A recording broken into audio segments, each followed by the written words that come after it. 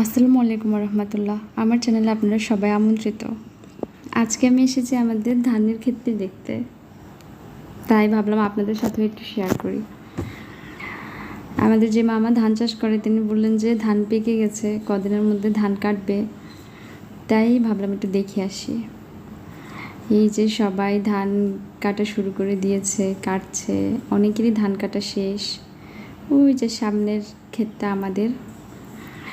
আমাদের এলাকায় ধানের জমিকে ক্ষেত বলা হয়, তবে অনেক এলাকায় অনেক কিছু বলা হয়। কোনো এলাকায় মাঠ বলা হয়, পাথার বলা হয়, আমি আসলে জানি না কার কার এলাকায় কী বলে। যাই হোক, আমাদের এবার মাশাআল্লাহ আলহামদুলিল্লাহ ধানের ফলন অনেক ভালো এসছে আলহামদুলিল্লাহ।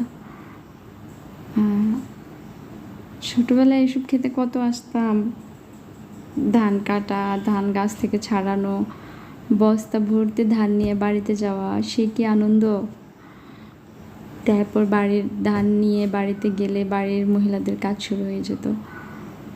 ওই যে সব এইদিকে সবটা আমাদের, এই যে এইগুলো আলাদা ধান, ওইগুলো আলাদা ধান। মন ভরে যাচ্ছে একদম, মাশাআল্লাহ দেখে মন ভরে যাচ্ছে। ধান শুকানো, ধান রোদে দেয়া, সেদ্ধ করা, সে কি কর্মব্যস্ততা, চাল করা অবধি কত পরিশ্রম, কত কিছু। তারপর আমরা সে ভাত খাই।